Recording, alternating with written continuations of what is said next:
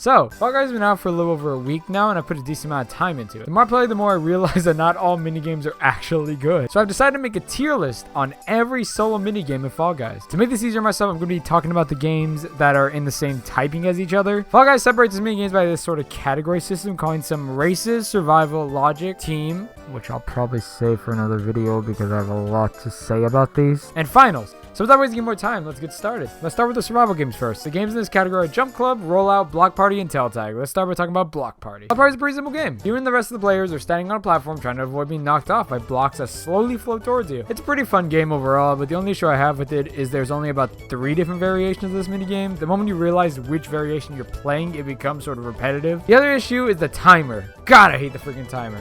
If this game just had no timer and kept throwing random blocks at you at a faster rate until the amount of players needed to get eliminated happened, I could see this game mode becoming really fun. But because of all these things, I'm gonna give it a B. Next, let's talk about Rollout. In this game mode, you're standing on a giant cylinder with 4 different turning parts, and your goal is to survive until enough people get eliminated. This game mode doesn't suffer from the same issues as Block Party and is overall a really good game mode. I found myself never really being able to fully master this one, and that's honestly great. The randomness really makes it fun no matter how many times I play it. That's why I'm giving it an A. Next up is Tail Tag. I couldn't get Tail Tag to show up in my recording, so we're just gonna use Team Tail Tag footage, and we're gonna use Tails from Sonic to represent Tail Tag.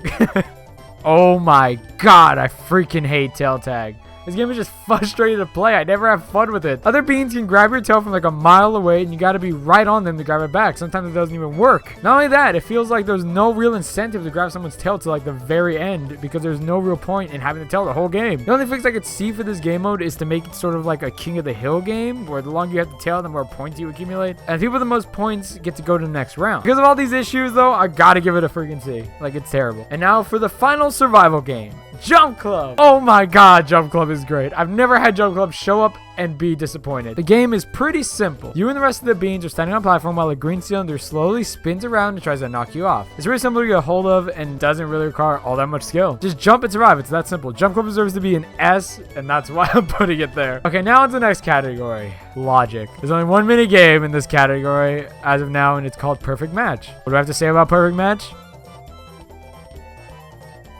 Okay, so let's talk about why it's the worst game in the entirety of Fall Guys. Perfect Match is such a boring game. All you do is watch the screen and make sure you're standing on the same fruit as the one on the screen. This lasts for 3 rounds and no one ever gets eliminated. It's just a waste when this one shows up. Most of this game I end up watching quick videos or sending a text because most of the time a crowd of beans piling on a single platform means that's the fruit you gotta stand on. Don't even gotta pay attention at all.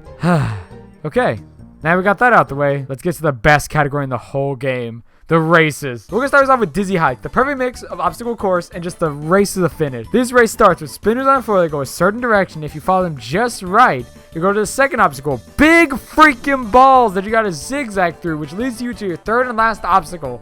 Giant spinners and big balls. Overall, the course is great, but feels a little too short, so we're gonna give it an A. Now, let's talk about Hit Parade. This race starts with having to cross these cylinders to get to the next area full of fans. There's no real punishment for failing because these fans stop you over to the point where everyone just catches up to you no matter what. And not only that, there's a big wall that opens and closes that stops people from going through. So you can get sandwiched in no matter what you do. There's no reward for being up in front for this one, and honestly, don't really like that. The last area with the wrecking balls and the races to finish is pretty meh overall. If you get hit once by a wrecking ball and get knocked down, there's no way you're gonna qualify because the last climb up is so easy that no one can really mess it up. Overall, Hit Parade just isn't that good, so I'm giving it a C. Next up is Tiptoe. This one tends to show up just before the final round. The goal is to find the safe path to the finish line. Some blocks are fake and when stepped on make you fall to your death. Pretty basic game, like nothing special. The only issue I really have with this one is you get punished for being the person in front, so most people just stand back and shove until someone finally just gives in. Overall, a decent game, but kind of meh after a few times playing it, so I gotta give it a B. Next is Whirligig.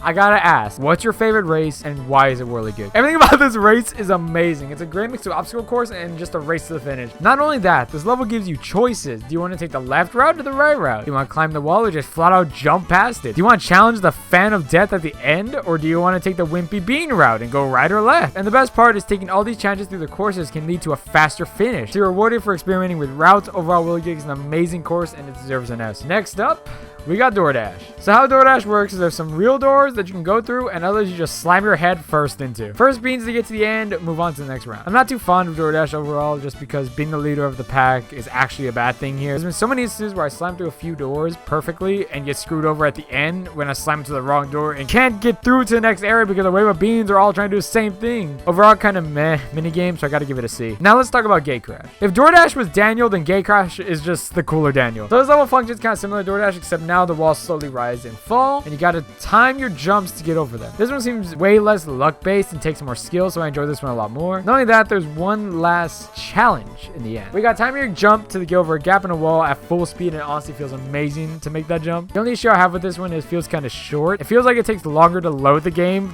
than for me to finish it, the course. But other than that, it's a great minigame, so I'm giving it an A. Next up, we got Fruit Chute. This one's pretty simple. Climb up a conveyor belt while avoiding getting hit by fruit to reach the finish line. I enjoy this one when it comes up, but I feel like it's a little too easy once you realize that you can stay along the wall and avoid most of the fruit.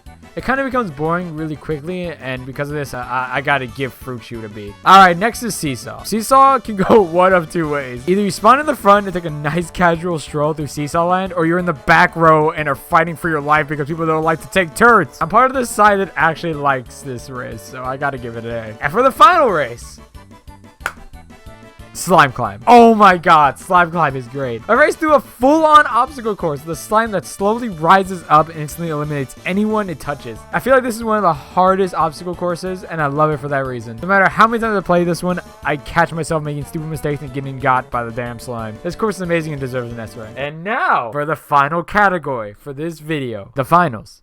You see what I did there? Let's start this off with Fall Mountain, a final race up a mountain to a crown that the player has to grab to win. I gotta be honest with you, I really don't like this one all that much. It feels way too short to be called the final race. And not only that, if you get hit a single time or make even the slightest mistake, you will lose this one. Like, you're not going to recover. If you sneeze during Fall Mountain, well, too bad, because while you had your eyes closed, someone already grabbed the crown. So I got to give this one a C. Next, we got Hexagon. This final is so freaking fun. Every platform you step on disappears under you, and at the bottom of the platforms is slime that eliminates you. This game really feels like a final game. The only issue I have is if you even slightly get bumped by another being, you're pretty much screwed because you're not going to be able to get up in time, and you will most likely just fall to your death and won't be able to do anything about it. Gonna be giving Hexagon an A. Next, we got Royal Fumble. Every issue I have with Tail Tag is present in Royal Fumble. They're the same game, but now it's just the finals. Pretty much, you're gonna get your tail yanked off a mile away, and there's no point in having the tail the whole game. So I'm gonna just yank it off last second to win. Again, if Royal Fumble and Tail Tag use a King of the Hill sort of system, then it could potentially be better, but for now, it's bad, and it's getting a C.